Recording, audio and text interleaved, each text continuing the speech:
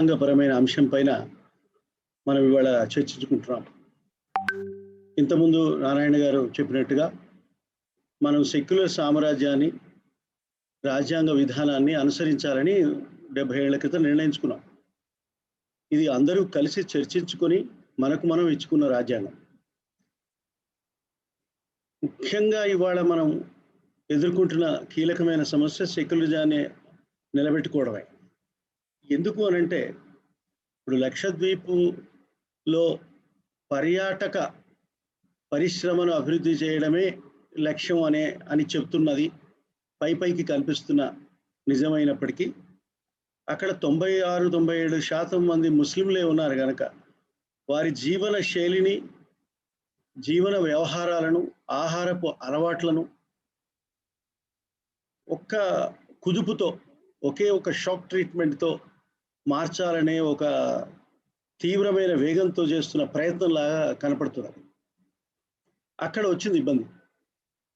ఇప్పుడు ఇది రాజకీయంగా, సాంస్కృతికంగా, ఆర్థికంగా, రాజ్యాంగపరంగా మిగతా అన్ని కోణాల నుంచి చూసినా కూడా రాజకీయమైన ఉద్దేశాలు ఎక్కువ కనపడుతున్నాయి కానీ అభివృద్ధి కోసమే అనే మాటకి అది నమ్మకం కుదరడం లేదు. అది ఇప్పుడు వచ్చిన సమస్య, మనం దేశంలో ఉన్న ముఖ్యమైన సమస్య. నిజానికి ల్యాండ్ ఎక్విజిషన్కి కొత్త చట్టం అవసరం లేదు. 2013 చట్టం ఉంది, ల్యాండ్ ఎక్విజిషన్ చట్టం ఆల్రెడీ ఉంది. పోలీస్ పవర్స్ కోసం మీకు ప్రివెంటివ్ డిటెన్షన్ యాక్ట్ కింద మీరు ఎవరికి ఏ కారణం చెప్పకుండా ఏడాది పాటు నిర్బంధించడానికి జాతీయ భద్రతా చట్టాలు బోలెడున్నాయి. ఇవన్నీ కాక మీరు దినాము పొద్దున రాత్రి మధ్యాహ్నం అని తేడా లేకుండా సెడిషన్ యాక్ట్ని రాజద్రోహం అని చెప్పి మామూలుగా పత్రికల్లో రాసేవాళ్ళని, ఫేస్బుక్లో రాసేవాళ్ళని, పాఠాలు చెప్పేవాళ్ళని, పిల్లల్ని ఎవరిని పడితే వాళ్ళ మీద కేసులు పెట్టి లోపలికి తోసేస్తున్న సందర్భాలు కూడా మనం చూస్తూనే ఉన్నాం. అంటే నీకు ల్యాండ్ ఎక్విజిషన్కు కొత్త చట్టాలు అవసరం లేదు, పోలీస్ పవర్స్ని ఎక్కువ చేసుకోవడానికి కొత్త చట్టాలు అవసరం లేదు. అట్లాగే పర్యావరణ అభివృద్ధి కోసం నీవేమైనా చేయదలుచుకుంటే దాన్ని చేయకుండా నిన్ను ఆపేవాడు ఎవడు లేడు. నిజంగా అభివృద్ధి చేయదలుచుకుంటే ఆపేవాడు ఎవడు లేడు. ఇక 4వది కౌస్లాటర్ చట్టాలు ఒక దాదాపు 10-15 రాష్ట్రాలు చేసినాయి. సుప్రీంకోర్టు దాకా వచ్చినవి. ఆ సమస్య వచ్చింది. కౌస్లాటర్ అంటే ఈ పశువధ నిషేధం. పశువధను నిషేధించాలా, నిషేధించవద్దా?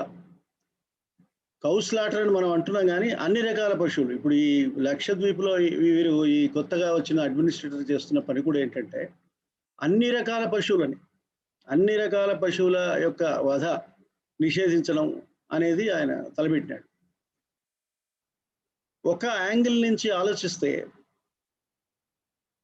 పశువుల రక్షణ కోసం, పశు సంపద కోసం, రక్షణ కోసం మనకి ఇది ఒక ఆర్టికల్ 48 అని భారత రాజ్యాంగంలో ఉంది. అందులో ఏం చెప్తున్నారంటే మనకు పశు సంపద మన దేశానికి చాలా ముఖ్యమైన సంపద. ఆ సంపదను కాపాడుకోవాలి. దానివల్ల ఆర్థిక రంగంలో చాలా గొప్ప విజయాలు, ప్రయోజనాలు ఉన్నాయి అని అన్నారు. నిజమే. ఆర్థిక ప్రయోజనాలను ఆశించి పశు పోషణ ఉండాలి అని అన్నారు. కానీ అదే ఆర్థిక కారణాల పైన పశువులను చంపి మాంసం తయారు చేసి ఎగుమతి చేయడం కూడా ఒక ఆర్థిక ప్రయోజనకరమైన అంశంగా మిగిలిపోయింది. ఇప్పుడు ఏ ఎకానమీని మీరు ఆలోచిస్తారు? ఏ ఎకానమీని ప్రొటెక్ట్ చేయడం కోసం ఏ విధమైన చట్టాలు తీసుకొస్తారు అనేది మన ముందున్న సమస్య.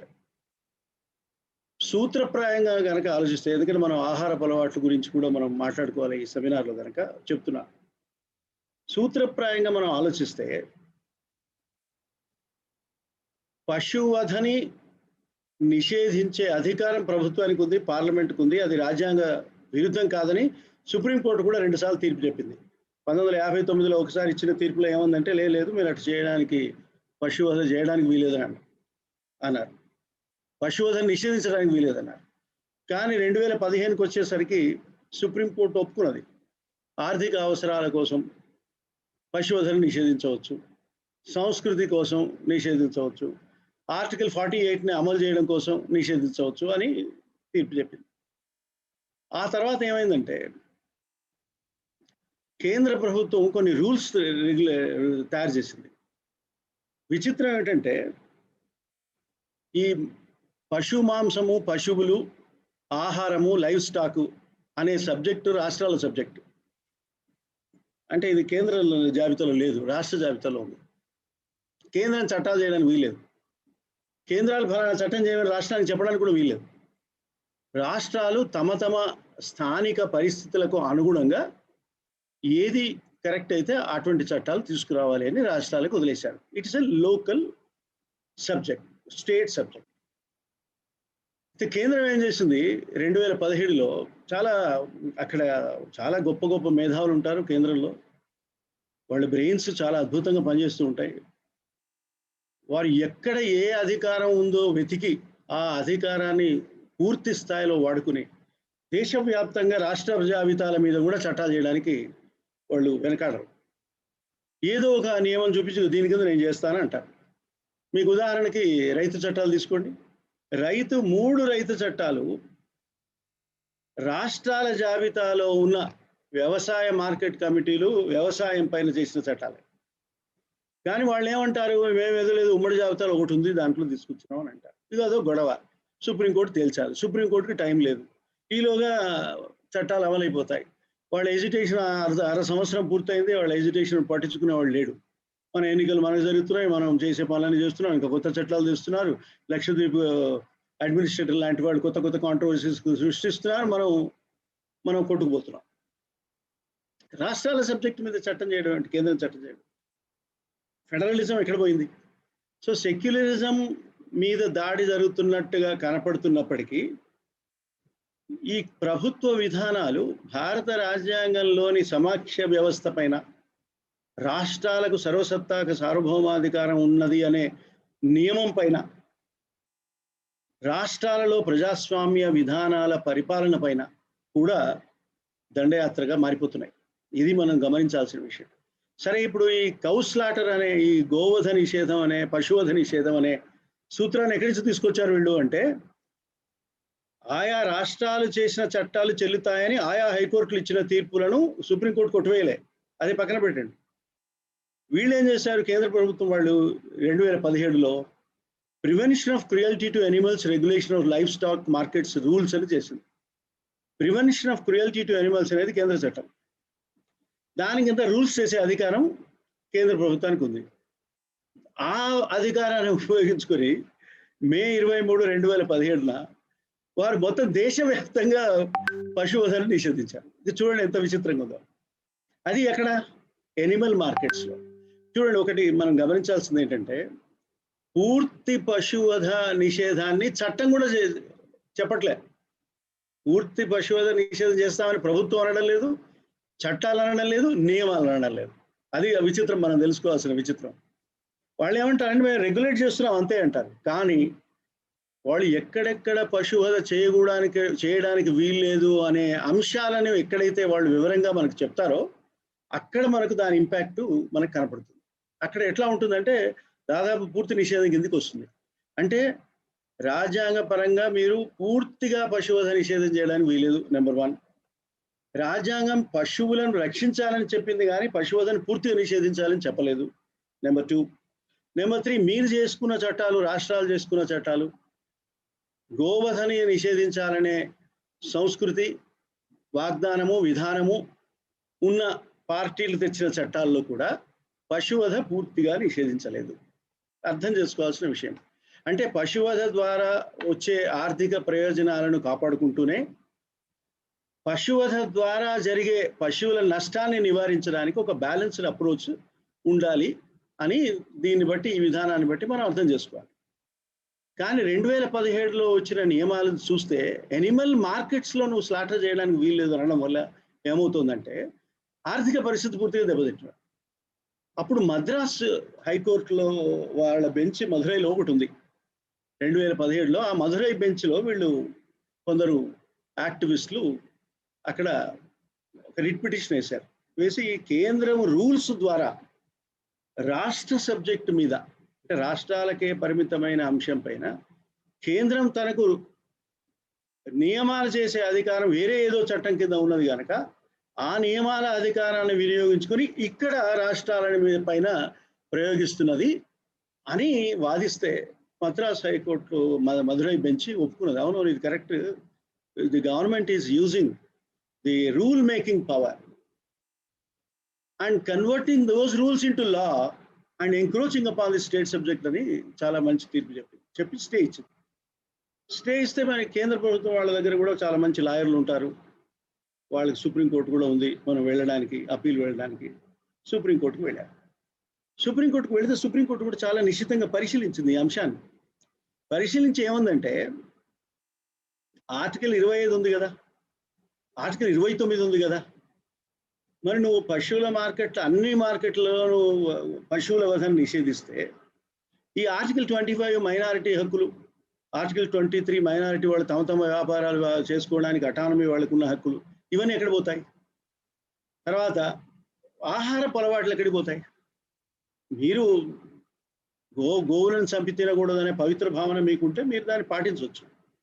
కానీ ఎక్కడో ఎవడో గోవధ జరిగిన తర్వాత అది ఆహారం కోసం వధించారా, లేకపోతే పనికిరాని జంతువులను వధించారా, అది ఎవరు పరిశీలించే పరిస్థితి లేదు. గోవధ పైన నిషేధమే లేదు, పూర్తి నిషేధమే లేదు. నిషేధం లేని చోట, నిషేధం లేని సందర్భంలో పశువధ చేసి మాంసాన్ని వాడు తింటూ ఉంటే వాడికి అసలు ఏమాత్రం మాంసం తినడానికి వీల్లేని పరిస్థితి అని అంటే, నన్ను వ్యక్తిగతంగా అడిగితే మాంసం తినొద్దంటాను. నేను వెజిటేరియన్ కనుక మీరు కూడా వెజిటేరియన్ కావాలంటే అది వేరే విషయం. కానీ వాడు తింటూ ఉంటే నువ్వు తినడానికి వీల్లేదని నేను వెజిటేరియన్, నేను ప్రైమ్ మినిస్టర్ అయినంత మాత్రాన అందరూ వెజిటేరియన్గా ఉండాలని నేను నిషేధించే అధికారం నాకు లేదు కదా. ఇది గమనించాలి కదా. ఇది గమనించకపోవడం, ఇవన్నీ దృష్టిలో పెట్టుకొని రాజ్యాంగపరమైన సూత్రాలు, వ్యాపారం చేసే స్వేచ్ఛ, ఆర్టికల్ 19(1)G కింద వ్యాపార స్వేచ్ఛ, తర్వాత ఆహారపు అలవాట్లు, నేను ఏం ఆహారం తింటాను, మరి చైనా వాళ్ళు తలుచుకుంటూ మనం ఇంకేదో నవ్వొస్తుంది, వాళ్ళు ఏమేమి తింటారో అవి చూస్తుంటే మనకు నవ్వొస్తుంది. కానీ మనం ఏం చేస్తాం దానికి? వాడి అలవాట్లు అది. హ్యాబిట్, కల్చర్ అంటే ఏమిటి? కన్సాలిడేటెడ్ హ్యాబిట్నే మనం కల్చర్ అంటాం.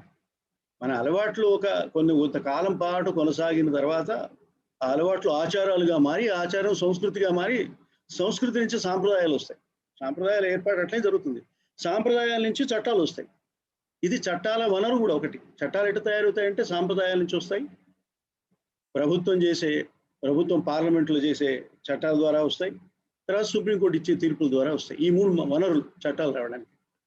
అట్లా మనం కూడా ఇప్పుడు ఒక కల్చర్ ఆఫ్ మైనారిటీ, ఒక హ్యాబిట్ ఆఫ్, ఒక చాయిస్ ఆఫ్ ఫుడ్ ఒక చోట, ఇవి 2. తర్వాత 19(1)Gలో మన రాజ్యాంగంలో రాసుకున్న వ్యాపార హక్కు, మరొక చోట ఆర్టికల్ 25 కింద వారి కల్చర్ని కాపాడాలనుకునే ఒక హక్కు, మరొక చోట ఆర్టికల్ 21 కింద నా ఇష్టం అయింది నేను తింటాను అనే స్వేచ్ఛకు సంబంధించిన హక్కు. ఇవన్నీ కలగలుపుగా ఉన్నప్పుడు దీనికి తోడుగా రాష్ట్రాల సబ్జెక్టు మీద కేంద్రం నియమాల చేసే, ఇంకేదో చట్టం కింద నియమాలు చేసే అధికారాన్ని దుర్వినియోగం చేయడం కిందకు వస్తుందని చెప్పి సుప్రీంకోర్టు కూడా ఒప్పుకొని Madurai high court bench, Madras high court Madurai bench ఇచ్చిన స్టేని పర్మనెంట్ చేసింది. అర్థమైంది కదా? అంటే 2 పాయింట్స్ ఉన్నాయి ఇక్కడ. ఒకటి ఏంటంటే పశువధ నిషేధం చేయవచ్చు, పశువధ నిషేధ చట్టాలు చేయవచ్చు ఇన్ ప్రిన్సిపల్, ఎస్, సుప్రీంకోర్టు 2 సార్లు చెప్పింది. At the same time you cannot totally ban the slaughter of bovine animals అన్నాడు. అంటే మాంసము ఆహారం కింద ఉపయోగపడే జంతువుల వధ నిషేధాన్ని పూర్తిగా చేయడానికి వీల్లేదని చెప్పింది. ఇవి 2 సూత్రాలు పక్కపక్కన ఉండగా, 3వ సూత్రం ఏంటంటే నువ్వు రూల్స్ని దుర్వినియోగం చేయదు. ఇదంతా ఎందుకు చెప్తున్నానంటే, రాష్ట్రాలకి పూర్తి స్థాయి శాసనాధికారాలు, సార్వభౌమాధికారాలు ఉన్న శాసనసభ ఉంటుంది, ప్రభుత్వం ఉంటుంది. ఆర్టికల్ 368 కింద, 356 కింద తప్ప నువ్వు ఇంకో రకంగా ఈ రాష్ట్ర ప్రభుత్వాలను రద్దు చేయడానికి వీలేదు. రాజ్యాల సార్వభౌమకతను నువ్వు రక్షించాల్సిన పని ఉంటుంది నీకు రాజ్యాంగం ప్రకారం. అటువంటి clear cut equal sovereign powers ఉన్న సందర్భాలలో కూడా వారి అధికారాలను స్వీకరించి ఎంక్రోచ్ అపాన్ చేసి, ఆక్రమించి, ఫెడరలిజాన్ని లేకుండా చేసే నియమాలు, నిర్ణయాలు, చట్టాలు, రూల్స్ చేస్తూ ఎజిటేషన్స్కి దారితీస్తున్న ఈ ప్రభుత్వం కేంద్ర పాలనలోనే ఉన్న కేంద్ర పాలిత ప్రాంతాలను ఏ విధంగా పరిపాలిస్తుంది? తమ పాలన కేంద్ర పాలిత ప్రాంతం అంటే ఏంటండి? వాళ్ళ టెరిటరీ అది, కేంద్రం టెరిటరీ. కేంద్రం టెరిటరీ అంటే మొత్తం కేంద్ర పాలిత ప్రాంతాలకి అధినేత హోంమంత్రి. ఆ హోంమంత్రి ప్రెసిడెంట్ ద్వారా పరిపాలిస్తూ ఉంటాడు. ఆ ప్రెసిడెంట్ హోంమంత్రి ద్వారా ఈ అడ్మినిస్ట్రేటర్స్ ద్వారా పరిపాలిస్తూ ఉంటాడు. ఇది కేంద్ర పాలిత ప్రాంతం యొక్క స్వరూపం. మనకు ఆ మధ్య తెలంగాణ ఉద్యమం వచ్చినప్పుడు హైదరాబాద్ని కేంద్ర పాలిత ప్రాంతం చేయాలని అన్నారు. దానికోసం ఒక గ్రేటర్ హైదరాబాద్ అని చెప్పి దాన్ని విజయవాడ దాకా విస్తరించాలని మనకు జస్టిస్ శ్రీకృష్ణ అని ఒక ఆయన ఉండేవాడు. ఆయన ఒక సజెషన్ ఇచ్చినాడు. రాష్ట్రాలకున్న సార్వభౌమాధికారము ఫెడరల్ వ్యవస్థకు సంబంధించిన రక్షణ కల్పిస్తుంది. కానీ కేంద్ర పాలితం చేస్తే, పాలిత ప్రాంతం చేస్తే ప్రజలకు ఏ హక్కులు ఉండవు. ఇప్పుడు మీరు ఢిల్లీలో కేజ్రీవాల్ ప్రభుత్వాన్ని తీసుకోండి. కేజ్రీవాల్ కన్నా ఎక్కువ అధికారాలు ఢిల్లీలో ఉన్న మున్సిపల్ కార్పొరేషన్ మేయర్లకు ఉంటాయి. ముగ్గురు మున్సిపల్ కార్పొరేషన్స్ ఉన్నాయి, 3 అక్కడ. ఆ మేయర్కి ఎక్కువ అధికారాలు ఉంటాయి. అతనికి ల్యాండ్ మీద పవర్స్ ఉంటుంది, మేయర్కి పోలీస్ మీద కూడా పవర్స్ ఉంటాయి. కానీ ముఖ్యమంత్రికి ల్యాండ్ మీద, పోలీస్ మీద పవర్ లేదు. ఆయన ఏమైనా పబ్లిక్ హెల్త్, ఎడ్యుకేషను, ఇటువంటి డెవలప్మెంట్, టూరిజం ఇవి చేసుకోవాల్సిందే. ఏ పవర్స్ లేవు అక్కడ ఉన్న రాష్ట్రానికి. దాన్ని వీళ్ళు ఏం చేశారు మీకు తెలుసా? ఈ మధ్య కేంద్రం ఒక చట్టం తీసుకొచ్చి ఢిల్లీ వంటి ప్రాధాన్యత ఉన్న మన దేశ రాజధాని ప్రాంత కేంద్రపాలిత ప్రాంతంలో ఒక శాసనసభ ఉన్నది, ఒక ముఖ్యమంత్రి ఉన్నారు, ఒక మంత్రివర్గం ఉంది. అక్కడ ఏం చట్టం చేశారంటే గవర్నర్కి చెప్పి గవర్నర్ ఒప్పుకోకపోతే నువ్వు ఏ నిర్ణయం తీసుకోవడానికి వీలేదనే చట్టం చేశారు. నేను ఒక ముక్కలో చెప్తాను, దాని మీద మనం అసలు విడిగా చాలాసేపు మాట్లాడుకోవచ్చు, కానీ అంత మనకు టైం లేదు. ఇక్కడ మన సబ్జెక్ట్ లక్షద్వీప్, ఢిల్లీ కాదు. అట్లా చేసి ఒక శాసనసభకు ఎన్నికలు జరిపే వ్యవస్థ ఉన్న ఒక కేంద్రపాలిత ప్రాంతంలో వాడిని నానా భ్రష్టు పట్టించి, వాడిని నానా వేధించి, వాడిని ఓడించడానికి అన్ని ప్రయత్నాలు చేసి ఫెయిల్ అయ్యి అతను గెలిస్తే చివరికి 2 సుప్రీంకోర్టు జడ్జిమెంట్స్ ఉన్నాయి. ఏమని అంటే lieutenant governor should respect the democratic verdict of people and he should respect the powers of chief minister అని చెప్పిన తర్వాత కూడా మొన్న మన పార్లమెంట్లో ఒక చట్టం చేశారు. ఆ చట్టం ప్రకారము lieutenant governor is all powerful, CM is a reporting subordinate. ఇది పచ్చి నిజం. రాజకీయంగా ఫినిష్ చేయడానికి వీల్లేక రాజ్యాంగ పరంగా సవరణల ద్వారా ఢిల్లీలో ఉన్న ఆ ప్రభుత్వాన్ని ఫినిష్ చేయడానికి ఈ కార్యక్రమం చేశారు. అంటే it's a political bill, it's a political law, it is not a constitutional legislation.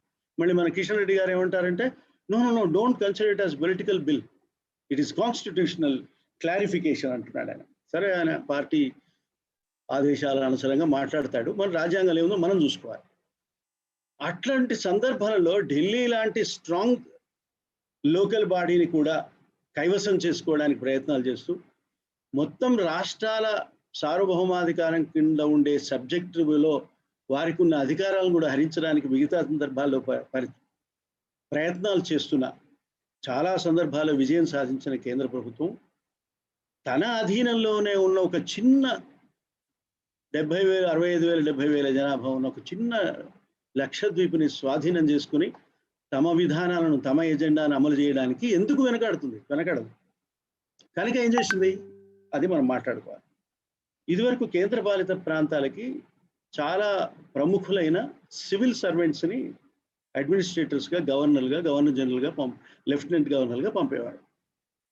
గవర్నర్లుగా రాజకీయవాదులను నియమించే మాట నిజమే అయినప్పటికీ వాళ్ళు కాస్త అనుభవజ్ఞులు, పరిపక్వత ఉన్న నాయకులు, ఇదివరకు ముఖ్యమంత్రులు, కేంద్ర మంత్రులుగా పనిచేసిన వారు, చాలా పెద్ద రాజకీయ అనుభవం ఉండి తొందరపడి నిర్ణయాలు తీసుకోకుండా, రాజ్యాంగ వ్యతిరేకంగా ఉత్సాహపడి యాక్టివిస్టుల్లాగా వ్యవహరించకుండా చాలా మెచ్యూర్గా వ్యవహరించే పెద్దలని నియమం చేసేవారు. ఇప్పుడు గవర్నర్ కాదు, ఇక్కడ లెఫ్టినెంట్ గవర్నర్, ఇక్కడ అడ్మినిస్ట్రేటర్ అనే అంటారు. ఇంకా ఈయన దాదా నాగర్ హవేలీ కూడా ఈయన గవర్నర్గా, ఈయన లెఫ్టినెంట్ గవర్నర్గా ఉండేవాడు, అడ్మినిస్ట్రేటర్గా ఉండేవాడు. ఆయనకి అదనపు ఇన్ఛార్జిగా ఈ లాస్ట్ డిసెంబర్లో ఈ లక్షద్వీపులను కూడా ఇచ్చారు. ఈ లక్షద్వీపులను తీసుకున్న తర్వాత ఈ మహానుభావుడు ఆయన తీసుకున్న కొన్ని నిర్ణయాలు కాస్త భయంకరంగా ఉన్నాయి. అది మన ముందున్న సవాల్. అయితే ఇంకొక ఆర్టికల్ గురించి నేను మీకు చెప్తాను. ఆర్టికల్ 240 అనేది ఒక ఇంపార్టెంట్ ఆర్టికల్. ఈ ఆర్టికల్ 240 మన రాజ్యాంగంలో ఏం చెప్తుందంటే, కేంద్ర పాలిత ప్రాంతాల్లో సుపరిపాలన ఇవ్వడం కోసం. ఏ పాలన అండి? సుపరిపాలన. శాంతి, ప్రగతి, సుపరిపాలన. ఈ మూడిటి కోసం విస్తృతమైన అధికారాలు ఉన్నాయి. ఏం చేయడానికైనా విస్తృతమైన అధికారాలు ఉన్నాయి అని చెప్పింది. చెప్పడమే కాకుండా ఇంకొక మాట ఏం చెప్పిందంటే, ఈ రెగ్యులేషన్స్కి, అంటే ఈ రెగ్యులేషన్ పేరుతో ఈ అడ్మినిస్ట్రేటర్ రాష్ట్రపతి పేరుతో కేంద్ర హోంమంత్రి ద్వారా రిలీజ్ చేసే, ప్రొమల్గేట్ చేసే ఈ రెగ్యులేషన్స్కి పార్లమెంటు చట్టాలకు ఉన్నంత బలం ఉంటుంది అని కూడా రాజ్యాంగంలో ఉంది. ఇక్కడ అసలైన అప్రజాస్వామిక అధికారం ఇక్కడ కేంద్రీకృతమైంది. ఇది లోపం, రాజ్యాంగంలో ఉన్న పెద్ద లోపం. అంటే కేంద్ర పాలిత ప్రాంతం కదా, కొన్నే ఉంటాయి, చిన్న చిన్నవి ఉంటాయి, ఏవో పెక్యులియర్ పరిస్థితులు ఉండడం వల్ల, అక్కడ విచిత్రమైన పరిస్థితులు ఉండడం వల్ల వారికి ప్రత్యేక అధికారాలు అవసరము అని ఈ నియమాలు చేశారు. ఖచ్చితంగా ఈ నియమాలు దుర్వినియోగం అయ్యే ఛాన్స్ ఉంది, అవుతున్నాయి. ఇప్పుడు మీకు కాశ్మీర్ బాగా ఆలోచించండి. కాశ్మీర్లో ఏం చేశారు? జమ్మూ కాశ్మీర్ యొక్క రాష్ట్ర ప్రతిపత్తిని, ప్రత్యేక ప్రతిపత్తి పోనీయండి, ప్రత్యేక ప్రతిపత్తి పోయింది, అట్లా పోయింది గంగపాలు.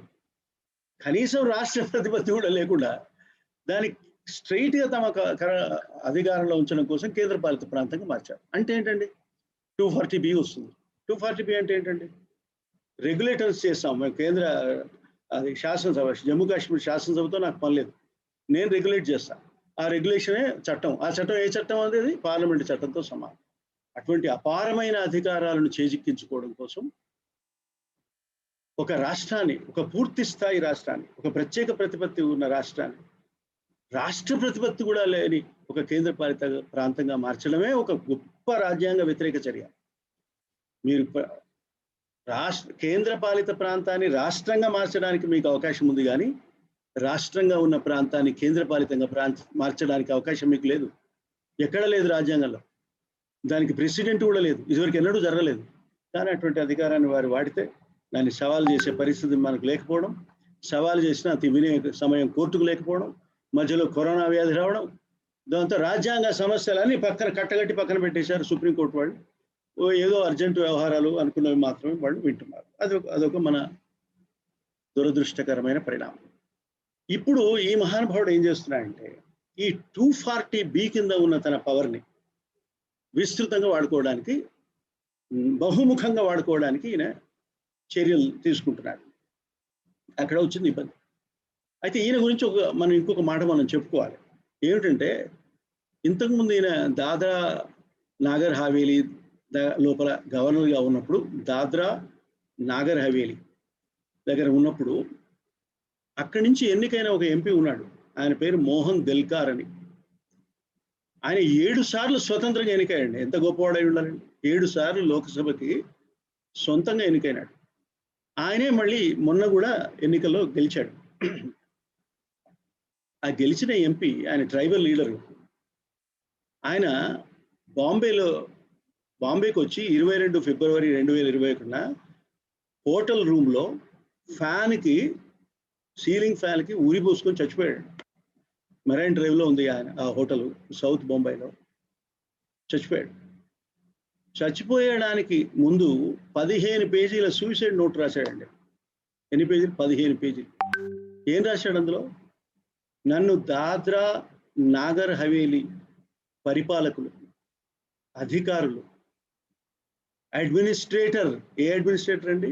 ప్రఫుల్ల ఖోడా పటేల్, ఏది ఇప్పుడు లక్షద్వీప్లో ఉన్న ఈ అడ్మినిస్ట్రేటరు నన్ను వేధిస్తున్నాడు, ఈ వేధింపులు భరించలేక నేను చచ్చిపోతున్నాను.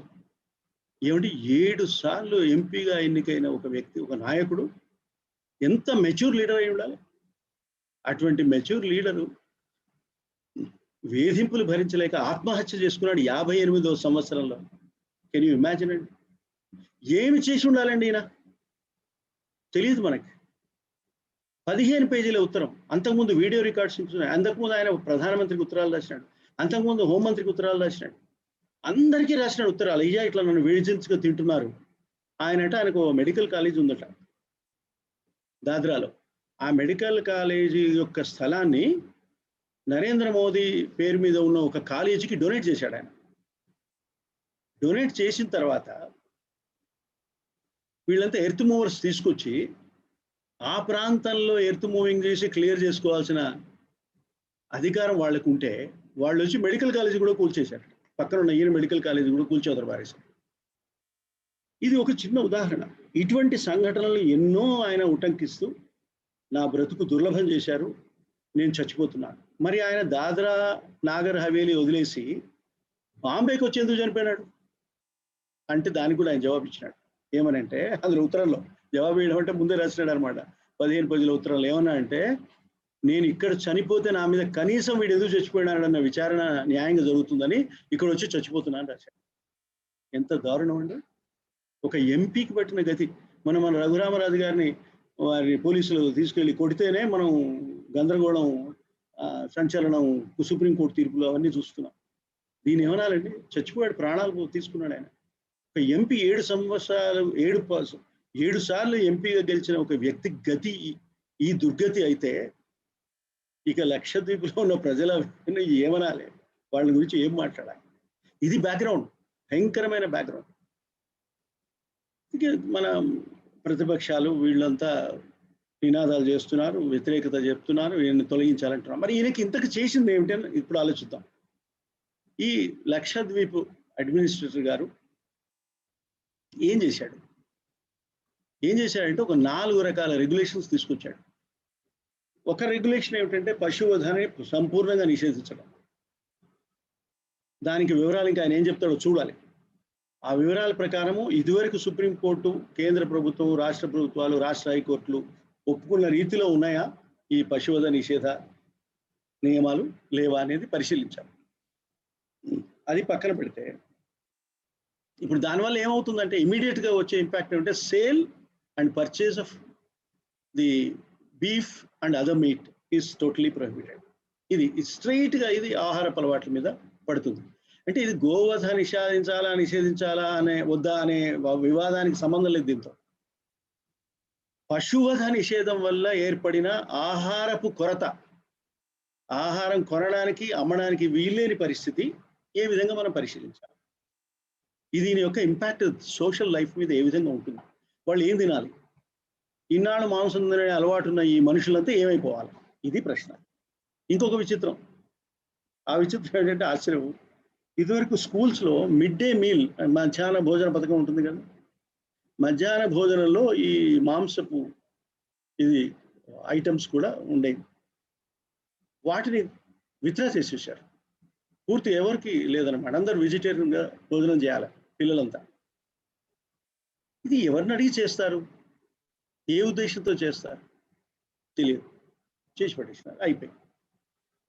ఇప్పుడు ఇది అటు పక్కన పశు మాంస విక్రయ క్రయ నిషేధం, పశువధ నిషేధం, పరిమిత పరిస్థితులలో పశువధ నిషేధం, పూర్తిగా విక్రయ నిషేధం, పూర్తిగా క్రయ నిషేధం పెట్టేశారు.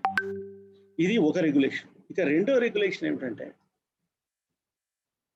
యాంటీ గూండా యాక్ట్ లాంటి ఒక చట్టం. ఏమిటి ఆ చట్టము? యాంటీ గూండా యాక్ట్ అంటే ఏంటి అంటే, 1 సంవత్సరం పాటు నీకు కారణాలు చెప్పకుండా నిన్ను అరెస్ట్ చేసి లోపల పడేస్తా. సరే, ఇది చెప్పుకునే ముందు ఇంకొక చిన్న మాట చెప్పాలి. ఈ పశు మాంసాన్ని అమ్మిన నేరం, ఆ నేరానికి 1 ఏడాది పాటు జైలు శిక్ష, 10,000 రూపాయలు జరిమానా. ఇంకా వాడు ఏమైపోతాడండి? రెసిడెంట్స్ ఏం చేస్తారండి? It is a direct infringement of their food habits. అంటే స్ట్రైట్గా వాడు మాంసం తింటే చాలు, వాడి దగ్గర మాంసం ఉంటే చాలు, వాడిని తీసుకుపోయి అరెస్ట్ చేసేయచ్చు, వాడిని 7 ఏడాది పాటు జైలు పంపించవచ్చు, వాడిని 10,000 వాడి దగ్గర వసూలు చేయొచ్చు. This is the terrible, it will have a very terrible impact on the life of the people. అంటే ఆల్ ఆఫ్ ఎ సడన్ నువ్వు వారి యొక్క ఆహారపు అలవాట్లను నేరాలుగా మారిస్తే ఎట్లా? వాట్ ఈస్ ది, మీకు తెలుసో లేదో, క్రిమినల్ చట్టాలకు కూడా, అంటే క్రిమినల్ పనిష్మెంట్స్ ప్రిస్క్రైబ్ చేసిన చట్టాలకు కూడా కస్టమ్ ఈజ్ అన్ ఎక్సెప్షన్. కానీ ఇక్కడ custom itself is a crime. There is no exception, ప్రసక్తే లేదు. కస్టమే క్రైమ్గా మారిపోయింది. ఇది దీంట్లో ఉన్న ప్రధానమైన లోపం. ఇక దీనికి తోడు ఈ అంటే దీన్ని ఏమంటారంటే లక్షద్వీప్ ఎనిమల్ ప్రిజర్వేషన్ రెగ్యులేషన్స్ 2021. అంటే ఇది గోవధ నిషేధ చట్టం కాదు, prevention of cruelty towards animals చట్టం కాదు, ఇది లక్షద్వీప్లో జంతువుల రక్షణ చట్టం. అది దానికి ఉన్న పేరు. సరే, ఇది మీకు మద్రాస్ హైకోర్టు జడ్జిమెంట్ చెప్పాను నేను. ఇప్పుడు complete ban on cattle sale చేయొచ్చునా చేయకూడదా అనేది వచ్చింది. అంటే ఏమిటి? Bulls, bullocks, cows, buffaloes, steers, heifers, calves and camels, ఏ జంతువు అయినా సరే నువ్వు ఇది వధించడానికి వీల్లేదు అని అంటున్నారు. అక్కడ వచ్చింది ఇక్కడ తీవ్రమైన ఇబ్బంది, కల్చరల్ వైలేషన్ ఇక్కడ వచ్చేసింది. దీంతో పాటు ఆర్టికల్ 21 కింద జీవనోపాధి పోతున్నారు. చాయిస్ ఆఫ్ ఫుడ్ మాత్రమే కాదు, లైవ్లీహుడ్ కూడా పోతున్నారు. So can you deprive livelihood? Can you deprive choice of food? Can you all of a sudden remove the age old habit of non-vegetarianism? Can you do all these things? ఇది question. అక్కడ సరే, state సబ్జెక్ట్లో మీరు ఎందుకు వేలు పెడుతున్నారు అనేది మరొక పాయింట్. సరే, ఇవన్నీ జరిగిన తర్వాత ఇప్పుడు యూనియన్ టెరిటరీకి ఉన్న పవరు విస్తృతమైన పవర్. ఇంతకుముందే నేను చెప్పినట్టుగా ఆ విస్తృతమైన పవర్ని ఈ విధంగా వాడుతున్నారు. ఇక ఇందులో ఏముంటుందంటే ఇది ఏమిటి? యాంటీ గూండా చట్టం. నెక్స్ట్ చట్టం యాంటీ గూండా చట్టం. అంటే ఏమిటి? నీవు ప్రభుత్వ విధానాలను విమర్శించిన, ప్రభుత్వం తీసుకున్న అభివృద్ధి కార్యక్రమాలను ఆటంకపరిచే విధంగా నువ్వు నిరసనలు వ్యక్తం చేసినా, ఏం చేసినా సరే అదొక ఇదైపోతుంది, ఏది ఒక నేరం అయిపోతుంది. ఆ నేరం కింద మిమ్మల్ని యావజ్జీవ జైలు కూడా పెట్టడానికి వీలుంటుంది. ఇంకొక విచిత్రం అండి, ఈ పశువులకు సంబంధించి ఇంకొక మాట నేను మర్చిపోయా చెప్పడం. అది ఇంకో సీరియస్ పాయింట్. ఏమిటంటే, అది ఒకవేళ ఎవరి దగ్గరైనా మాంసం ఉందనుకోండి, వాడు క్యాంటీనో మరి ఇల్లో ఏదో వాడి దగ్గర position, if is having position of a quantum of a meet, దాన్ని వీడు పశు సంరక్షణ చట్టాన్ని ఉల్లంఘించి నేరం చేసి ఆ మాంసాన్ని సేకరించి ఉన్నాడు అని ప్రెజ్యూమ్ చేస్తుంది చట్టం. Law will presume, and then it is your problem to prove. లేదు నేను చేయలేదు, ఇది నేను కొనలేదు, ఇదేదో ఎట్లాగో వచ్చింది అని వాడు రుజువు చేసుకోవాలి. చేసుకోకపోతే వాడు జైలుకి పోతాడు. ఇప్పుడు బర్డెన్ ఆఫ్ ప్రూఫ్ అనేది నేర న్యాయ చట్టాల్లో ఎప్పుడు కానీ బర్డెన్ ఆఫ్ ప్రూఫ్ నిందను వేసే ప్రాసిక్యూషన్ పైన ఉంటుంది, కానీ నిందను మోసే నిందితుడి పైన ఉండదు. కానీ ఇక్కడ రివర్స్ చేశారు. ఇది ఒక దారుణమైన అధికారం. ఇక 48 డైరెక్ట్ను వీళ్ళు వాడుకుంటున్నారు. ఇదివరకు ఎన్నోసార్లు హైకోర్టులలో ముందు ఈ విషయాలు వచ్చినప్పుడు కాన్షియస్ పొజిషన్ ఉన్నప్పుడే దాన్ని మీరు నేరంగా భావించాలి. పొజిషన్ యొక్క క్రిమినాలిటీని ప్రిజ్యూమ్ చేయడం కరెక్ట్ కాదు అని సుప్రీంకోర్టు మంచి తీర్పు ఇచ్చింది. కానీ వీళ్ళు అటువంటి ప్రిజంప్షన్స్ తీసుకొచ్చే ప్రయత్నాలు చేస్తున్నారు. ఇక ఫుడ్ హ్యాబిట్స్కి సంబంధించి ఎన్నో హైకోర్టులు చాలా స్పష్టంగా ఏం తీర్పు చెప్పినాయంటే, ఒక వ్యక్తి ఆహారపు అలవాట్లని నిషేధాల ద్వారా, చట్టాల ద్వారా మార్చడానికి ప్రయత్నించడం ఆ వ్యక్తి యొక్క స్వేచ్ఛకి భంగకరం అని చాలా చాలా తీర్పులు ఉన్నాయి. అది మనం కామన్ సెన్స్కి సంబంధించిన విషయం, మనం దాని గురించి ప్రత్యేక చర్చ అవసరం లేదు. కానీ ఈ పటేల్ గారు, మాజీ గుజరాత్ హోంమంత్రి, ఇంతకుముందు నారాయణ గారు చెప్పినట్టుగా రాజకీయ నాయకుడు, ఆయన గుజరాత్లో తప్ప ఆయనకి ఇంకెక్కడ పరిపాలనా అనుభవం లేదు. ఆయన తీసుకొచ్చి ఇక్కడ మనకు గవర్నర్, ఆయన మనకు అడ్మినిస్ట్రేటర్. ఈయన ఏం చేశాడు? ఈ స్కూల్స్ మిడ్ డే మీల్స్లోంచి ఇంతకుముందు నేను అన్నట్టుగా మటన్, చికెన్ వంటి పదార్థాలు తీసేశారు. దీనికి తోడు ఇంకొక చట్టం చేశారండి. అంటే కల్చర్కి సంబంధించిన ఏ విధంగా చట్టాలు చేశారనేది మనం తెలుసుకోవాలి. ఆ చట్టం ఏమిటంటే, 2 పిల్లల కన్నా ఎక్కువ ఉంటే స్థానిక సంస్థల ప్రజాప్రతినిధి ఎన్నికలలో పాల్గొనడానికి వీల్లేదు, నిషేధం. ఇటువంటి కేసు కనుక ఇన్ ప్రిన్సిపల్ మనం సపరేట్గా ఈ ప్రిన్సిపల్ గురించి చర్చిస్తే కొన్ని రాష్ట్రాల్లో ఇటువంటి చట్టాలు చెల్లుతాయని సుప్రీంకోర్టు కానీ హైకోర్టు కానీ తీర్పులు చెప్పినాయి. కానీ లోకల్ కండిషన్స్ని పరిశీలించి అక్కడ ఎవరు ఉంటున్నారు, వారి జీవితం ఏమిటి, వారి సంస్కృతి ఏమిటి అని పరిశీలించి చర్యలు తీసుకోవాల్సిన బాధ్యత ప్రభుత్వం పైన ఉంటుంది. ఇప్పుడు 97% మంది ముస్లింలు ఉంటే మీకు ఇద్దరు పిల్లలు మాత్రమే ఉన్న ముస్లింలు మీకు దొరుకుతారా? లక్షద్వీప్లో 65,000 మందిలో 60,000 మంది అనుకోండి. 65,000 మందిలో 97%, 96 అంటే 60,000 మంది అనుకోండి. 60,000 మందిలో మీకు దొరుకుతారా? అంటే ఈ స్థానిక సంస్థలకు ఎన్నికలు ఎవరు పోటీ చేయాలి? ఎవరు ఉండాలి? ఎక్కడి నుంచి రావాలి వాళ్ళు? గుజరాత్ నుంచి రావాలా? ఢిల్లీ నుంచి పోవాలా? ఎక్కడి నుంచి రావాలి వాళ్ళు? కనుక స్థానికులను మొత్తం హోల్సేల్గా ఎన్నికల్లో పాల్గొనకుండా నిషేధించే వ్యవహారం ఎంతవరకు కరెక్ట్? ఇది నెక్స్ట్ పాయింట్. ఇక్కడ కూడా మీకు జనాభా పెంచుతున్నారు, వారిలో మనము చైతన్యం పెంచాలి, జనాభా పెంచకుండా మనం చూడాలి, ముస్లింలైనా క్రైస్తవులైనా హిందువులైనా, మన దేశ సమస్య జనాభా, ఇవన్నీ కరెక్టే కానీ మీరు ఇంతమంది పిల్లలను కనడానికి వీల్లేదు, కంటే నేరము, లేదా కంటే మేము ఎన్నికల్లో పాల్గొనలేము అనడం ఎంతవరకు correct? This is the question.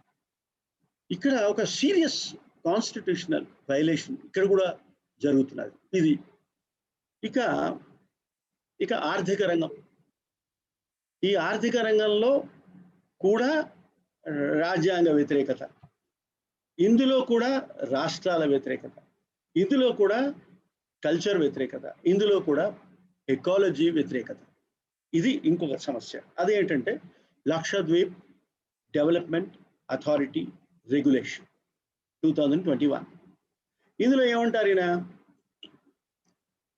మేము ల్యాండ్ ఓనర్షిప్, ల్యాండ్ అక్విజిషన్ మాత్రమే కాదు, ఇది గమనించాల్సిన విషయం. ఇప్పుడు టౌన్ ప్లానింగ్ ఆఫీసర్ ఉంటాడు ఇక్కడ ఈ కేంద్రపాలిత ప్రాంతాల్లో. మీకు తెలుసో లేదో, టౌన్ ప్లానింగ్ ఆఫీసర్కి విపరీతమైన అధికారాలు ఉంటాయి. మీకు అడ్మినిస్ట్రేటర్కి ఎన్ని అధికారాలు ఉన్నాయో, లెఫ్టినెంట్ గవర్నర్కి ఎన్ని అధికారాలు ఉన్నాయో వాడికి అన్ని అధికారాలు ఉంటాయి. ఎట్లా ఉంటాయంటే, నా టౌన్ ప్లానింగ్కి ఈ భూమిని సేకరించడం అవసరం, ఈ భూమిని వదిలేయడం అవసరం అని ఆయన నిర్ణయిస్తే, once that planning is approved, you can't touch him and you have to go by that. చూడండి ఎంత విచిత్రంగా ఉందో. ఇక్కడ ఈయన లక్షద్వీప్ డెవలప్మెంట్ అథారిటీ రెగ్యులేషన్లో ఈయన చేసింది ఏంటంటే, ఈ అధికారాలు ఉండగా, ఈ అధికారాలు ఎట్లా వాడి దగ్గర ఉండగా అదనంగా ఏమంటున్నాడు? ల్యాండ్ ఓనర్షిప్ మారుస్తాను, ల్యాండ్ యూసేజ్ మారుస్తాను, నా ఇష్టం వచ్చినట్టు నేను మారుస్తాను అనే చట్టం. అంటే ఏమిటి?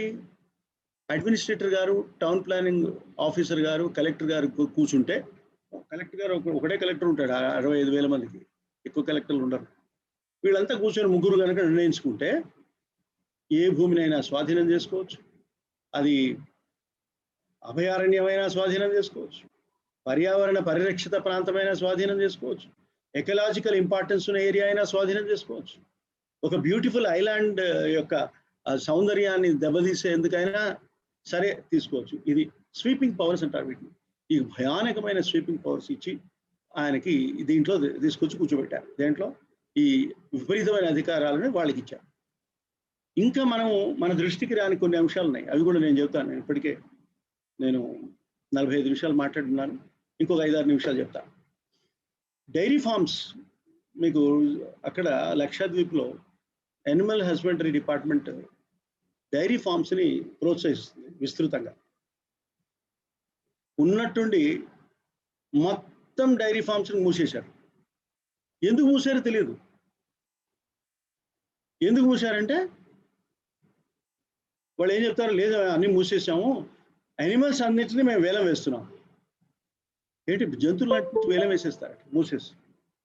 ఇది ఇక ఫిషరీస్, ఫిషర్మెన్ కట్టుకున్న కోస్ట్ లైన్లో కట్టుకున్న అనేక గుడిసెలను తీసిపడేశారు. ఎందుకు తీసిపడేశారంటే తెలియదు. తర్వాత మంగళూరు నుంచి కేరళలో ఉన్న మంగళూరుకి, కేరళ పక్కన ఉన్న ఈ కర్ణాటకలో ఉన్న మంగళూరు నుంచి ఈ మన లక్షద్వీప్కి అనుసంధానం చేసిన పోర్టు బేపోర్ కోచి, ఈ పోర్టుల ద్వారా చాలా వ్యాపారం జరుగుతూ ఉంటుంది. ఇప్పుడు కేరళలో కేంద్ర ప్రభుత్వానికి ఇష్టమైన ప్రభుత్వం లేదు, ఎన్నికల్లో ఓడిపోయారు. కేరళతో లక్షద్వీప్ సంబంధం ఉంది, కనుక లక్షద్వీప్ వ్యాపార ప్రయోజనాలు రక్షింపబడే అనుసంధానం, ఈ నౌక అనుసంధానం, జలసంధానం ఏదైతే ఉందో బేపూర్లో, కోచిలో, వాటిని డైవర్ట్ చేసి వేరే ఐలాండ్స్కి తరలించేశారు వీళ్ళు ఇక్కడ అధికారులు. ఎందుకు చేశారండి? దీనివల్ల ఏం ప్రయోజనం చెప్పరు. తర్వాత ఇంకా తీవ్రమైన అంశం ఏంటంటే, వందలాది కాంట్రాక్ట్ లేబర్లు, కార్మికులు, యూనియన్ టెరిటరీ డిపార్ట్మెంట్స్లో పనిచేస్తున్న వందలాది కాంట్రాక్ట్ కార్మికులను ఉన్నట్టుండి తీసి పడేశారు. క్యాజువల్ కార్మికులు, కాంట్రాక్చువల్ కార్మికులు, అవుట్సోర్సింగ్ కార్మికులు అందరినీ తీసేశారు. కొన్ని వందల మంది ఉద్యోగాలు కోల్పోయినారు. ఏమంటారంటే, నీ ఎడ్యుకేషన్ క్వాలిఫికేషన్ సరిపోదు, మాకున్న కొత్త అవసరాలకి మీకు చదువు లేని మీరు పనికిరారు అని తీసిపడేశారు. ఇక ఫైనల్ స్ట్రోక్ ఏంటంటే, దారుణమైన స్ట్రోక్, ఈ 65,000 70,000 ఉన్న పాపులేషన్ ఉన్న ఈ ప్రాంతాన్ని కోవిడ్ రాకుండా చాలా జాగ్రత్తలు తీసుకొని డిసెంబర్ వరకు స్టాండర్డ్ ఆపరేటివ్ ప్రాక్టీసెస్ కొని డెవలప్ చేసుకొని రక్షించుకుంటూ వస్తే ఈ మహానుభావుడు వాటన్నిటిని లిఫ్ట్ చేసేసినాడు. లిఫ్ట్ చేసి ఇప్పుడు పేషెంట్స్ని ఏ విధంగా పంపించాలి అనే ఒక ఇది ఉంటుంది,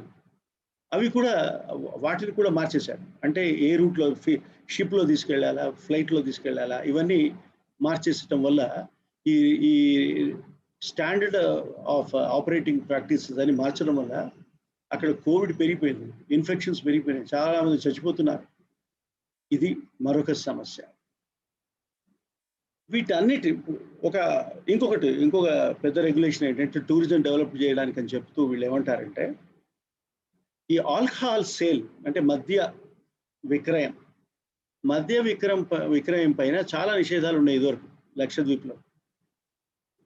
అవన్నీ ఎత్తేసి ఎక్కడ పడితే ఎక్కడ మీరు మద్యం అమ్ముకోవచ్చు అని టూరిజం డెవలప్ చేస్తాం, మాల్దీవులు లాగా చేస్తాం, మీరు బాగా వెనుకబడి ఉన్నారు, మిమ్మల్ని అంతా ఆర్థికంగా అభివృద్ధి చేస్తాం, వ్యాపారం చేస్తాం అని చెప్పి ఆల్కహాల్ డిస్ట్రిబ్యూషన్ కూడా పెట్టారు. ఇప్పుడు మీరు ఇక జాగ్రత్తగా ఆలోచిస్తే ఎన్నికల్లో పోటీ చేయడానికి వీల్లేదు, ల్యాండ్ అక్విజిషన్ చేస్తే నోరు మూసుకొని ఉండాలి, మిడ్ డే మీల్లోంచి ఇదివరకు ఇస్తున్న ఆహారపు వస్తువులు, ఆహార పదార్థాలు తీసేస్తే నోరు మూసుకోవాలి, మీ ల్యాండ్ ఏ విధంగా అక్వైర్ చేసినా, మీ ల్యాండ్ యూసేజ్ ప్లాన్ని మార్చేసినా, టౌన్ ప్లానింగ్ ఆఫీసర్స్కి విపరీతమైన అధికారాలు ఇచ్చినా మీరు మాట్లాడడానికి వీల్లేదు. మీరు చేయగలిగింది ఏమిటంటే మందు కొట్టి పడుకోవడం అంతే. ఎందుకంటే ఆల్కహాల్ విపరీతంగా మేము అమ్మేస్తాం, మీరు తాగేసేయండి. మీరు ఈ విధానాలను విమర్శిస్తే మిమ్మల్ని యాంటీ గుండా యాక్ట్ కింద మేము అరెస్ట్ చేస్తాం అని చెప్పే ఒక దారుణమైన పరిస్థితి ఇక్కడికి వచ్చి కూర్చున్నది. ఇది ఇవాళ లక్షద్వీప్లో ఉన్న సమస్య. అయితే బాగా ప్రొటెస్ట్ వచ్చినాయి, ఎడ్యుకేషన్ కూడా వచ్చింది. ముఖ్యంగా అన్ఎంప్లాయ్మెంట్ యొక్క ప్రభావం వందలాది ప్రజల మీద ఉండడం వల్ల మెరైన్ ప్రొటెక్షన్ వాచర్స్ని కూడా తీసేయడం వల్ల, కాంట్రాక్ట్ ఎంప్లాయీస్ నుంచి టూరిజం డెవలప్మెంట్ డిపార్ట్మెంట్ నుంచి తీసేయడం వల్ల, ఇతర డెవలప్మెంటల్ డిపార్ట్మెంట్స్ నుంచి కూడా వీళ్ళని తీసేయడం వల్ల, ఫిషింగ్ షెడ్స్ని డిస్ట్రాయ్ చేయడం వల్ల స్థానిక జనం లోపల విపరీతమైన అలజడి, టెన్షన్ వచ్చి కూర్చున్నాయి. వీటన్నిటి కారణంగా అక్కడ ఆ ఐలాండ్ ఈజ్ ఆన్ బాయిల్ అంటున్నారు. చాలా దారుణమైన పరిస్థితి లక్షద్వీప్లోకి వచ్చింది. వీటి నుంచి రక్షించమని విపరీతంగా ప్రొటెస్ట్ కూడా వచ్చినాయి. బీజేపీ నాయకులు కూడా, యువమోర్చా నాయకులు చాలామంది రిజైన్ చేసినారు. బీజేపీ అధ్యక్షుడు కూడా అమిత్ షాకు వెళ్ళి రిప్రజెంట్ చేశారు. ఇటీవల అమిత్ షాని కలిసినప్పుడు, ఈ బీజేపీ డెలిగేషన్ కలిసినప్పుడు, మేము స్థానికులను కన్సల్ట్ చేయకుండా ఏది చేయమన్నారు. మరి ఇవన్నీ డ్రాఫ్ట్ రెగ్యులేషన్స్ ఎట్లా వచ్చినాయి ఎవరిని కన్సల్ట్ చేయకుండా? అసలు ఎవరిని కన్సల్ట్ చేయకుండా ఈ డ్రాఫ్ట్ రెగ్యులేషన్ చేయడం ఏమిటి అనేది ఒక తీవ్రమైన అంశం. కేరళతో సంబంధాలను ధ్వంసం చేయడానికి వీరు ఇవి చేస్తున్నారు అని కేరళ ముఖ్యమంత్రి విమర్శించినాడు. ఈ క్వశ్చనబుల్ ఎజెండాని ఈ ద్వీపం మీద మోపడం అనేది కరెక్ట్ కాదనే విమర్శ ఎక్కువ వచ్చింది. అక్కడ IUML లీడర్స్ కూడా దీన్ని తీవ్రంగా విమర్శించారు. ఇది పరిస్థితి చాలా టర్బులెంట్గా ఉంది. బహుశా ఈ ప్రజా వ్యతిరేకత వల్ల కొంత ఒక అడుగు వెనక్కి వేసినట్టు కనపడుతుంది. కానీ ఈ ప్రభుత్వాలు ప్రజా వ్యతిరేకతను అణిచివేయడానికి ప్రయత్నం చేస్తాయే తప్ప ప్రజలు ఒప్పుకోవట్లేదని పాలసీలు మార్చుకునే ఒక విశాల హృదయం ఉందో లేదో మనకు తెలియదు. లేదని మనకు కనపడుతుంది. వాళ్ళు ఏం చేస్తారో తెలియదు. సో లక్షద్వీప్ అనేది ఒక తీవ్రమైన రగులుతున్న ద్వీపంలాగా తయారైంది. ఇక్కడ ఉన్న రాజ్యాంగ వ్యతిరేక, ఆర్థిక అభివృద్ధి వ్యతిరేక, సుస్థిర అభివృద్ధి వ్యతిరేక చర్యలని, అప్రజాస్వామిక చర్యలని మనము విమర్శించడమే మనకున్న ఏకైక మార్గం. వీటిలో ఉన్న లోపాలని ప్రజలకి చెప్పడం మన ధర్మం. ఈ ఆర్టికల్ 19(1)A అంటే వాక్ స్వాతంత్రాన్ని మనం వినియోగించుకొని ఈ ఈ రాజ్యాంగ వ్యతిరేక విధానాలను విమర్శించాల్సిన అవసరం ఎంతో ఉందని చెప్తూ నాకు ఈ అవకాశం ఇచ్చిన పెద్దలందరికీ నమస్కారం చెప్తూ నేను ముగిస్తున్నాను.